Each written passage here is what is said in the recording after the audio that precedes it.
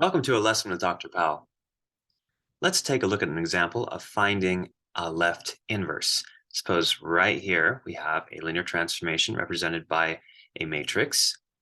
Let's call this linear transformation f. So this function f goes from under the column interpretation of matrix multiplication. So we input R2 and output R3. That's what this function is doing right here. And we would like to find a function g that we can compose with it afterwards. So with the column interpretation, that'd be multiplication on the left after, such that g of f, so if we run f then g right here, it would be the exact same as the identity function, or the identity linear transformation on R2, which would be this: sends E1 to itself, E2 to itself, it sends everything to itself. Okay, so how do we find this left inverse?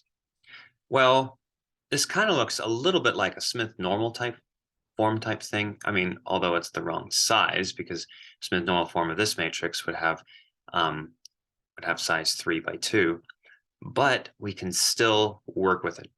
All right. So what we're going to do is we're going to think of the row operations that we would need to get this into Smith normal form. Now, in this particular setup, all we need, and knowing that this function is injective, so since this function is injective and looking at its shape, all we need to get to Smith normal form are actually row operations. So if we can come up with a row operation matrix right here that represents all the operations that we're doing with rows, it'd be an isomorphism, and it wouldn't be equal to this quite yet, but maybe we could modify it so that it would be. All right. So let's think. We're going to try to get this Smith normal, or we're going to try to get this into Smith normal form by doing some row operations. If we did nothing, that's like multiplying by the identity matrix, right? Okay. Now, whenever we do a row operation over here, that's the same thing as if I had multiplied. And I'll kind of erase that because I'm just kind of think, what did I multiply by over here to get me the row operation that's happening over here?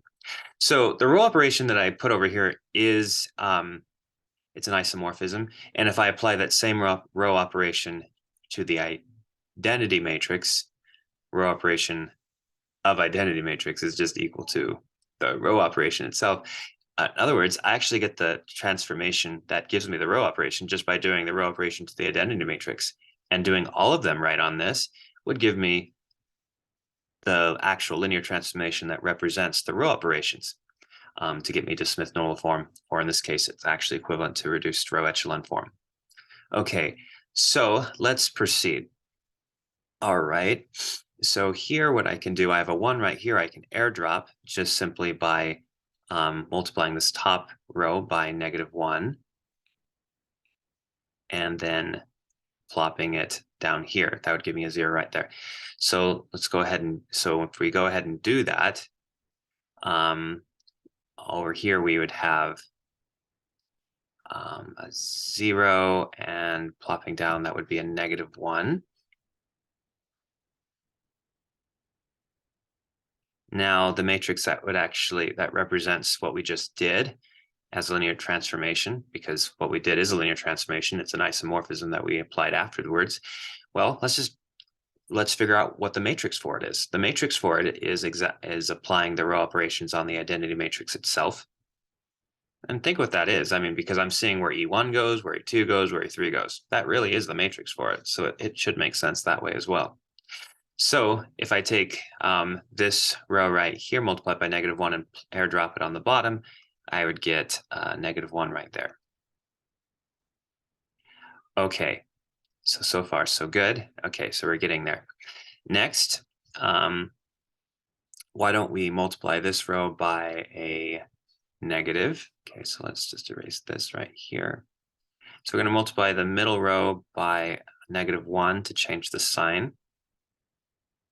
So let's multiply this row by -1. Okay, now let's do an airdrop. Let's take this and just simply add it down to that guy. So that guy would be a 0. just going to add it down. So let's just take this row and add it down. So if we add it down, 0 does nothing, 0 does nothing. Okay, but right here, we'll get a -1 right there. Okay. So we end up getting a -1 right here. Great. We're almost in Smith-Normal form. Over here, reducible echelon form. So what we're going to do is we're going to take, we're going to just airdrop going up this way, multiply by -1 and add up. So if we did that, we'd get a 0 here as desired.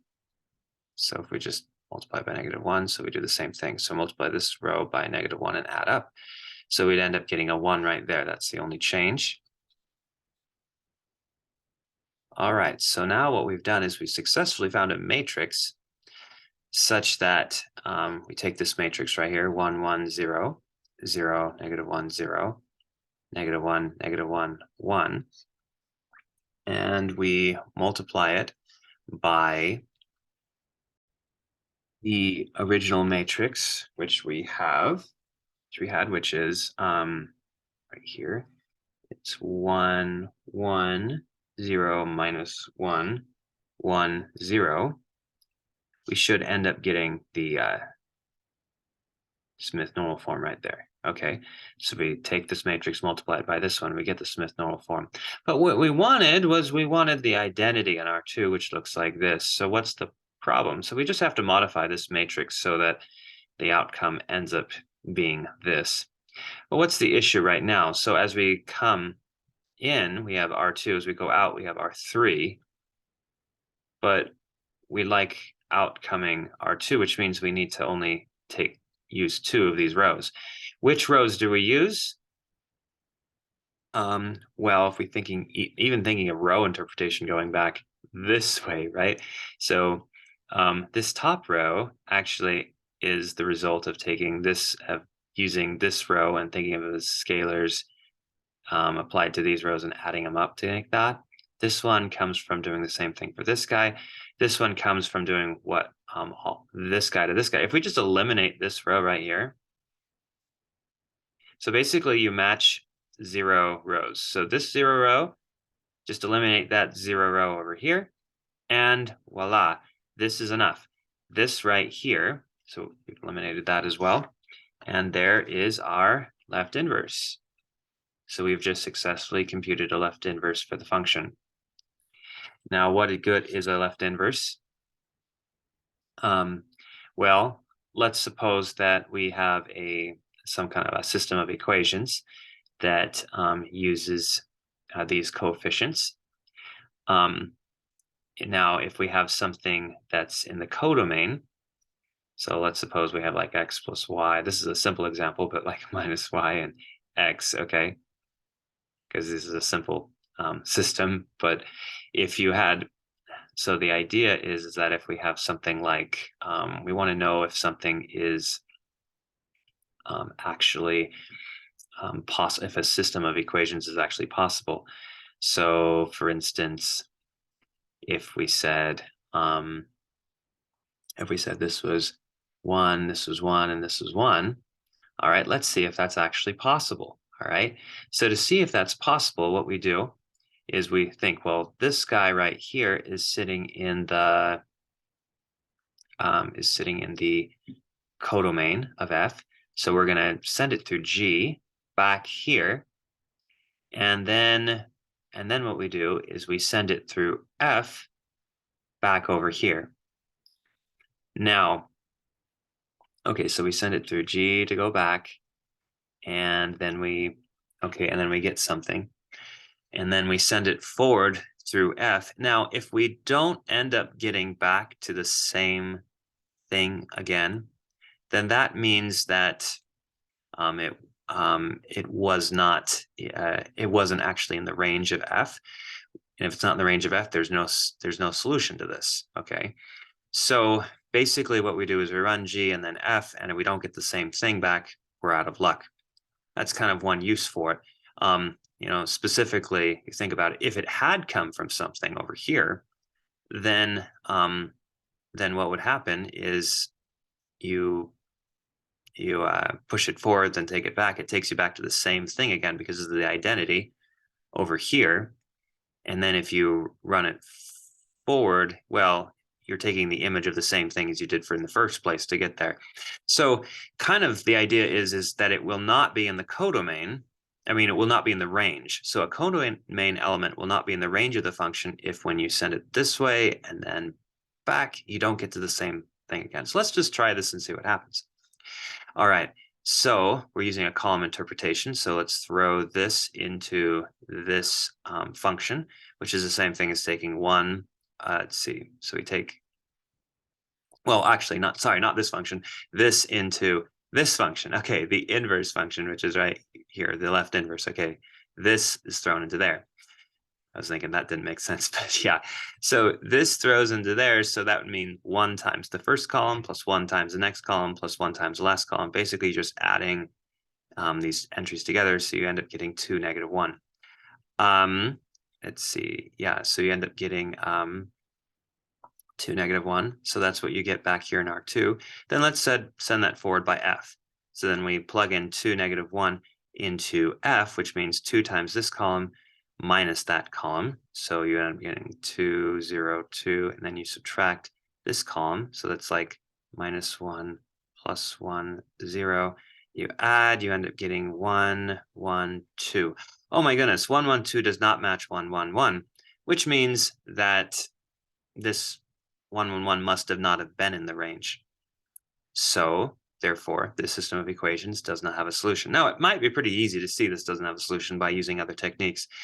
However, in general, this is just a use that we can have for a left inverse, especially when we have the same coefficients in a system of equations, and maybe it's quite large, yet we want to change our codomain element that we're trying to hit. In other words, we're changing our equations just by the right column over here, and we want to see if it actually would work or have a solution. Now, if we're still using this, we just find the left inverse that's based upon those coefficients, and then we can quickly just do a couple matrix calculations and say, oh, it doesn't have a solution, or oh, it does have a solution. Thanks for watching.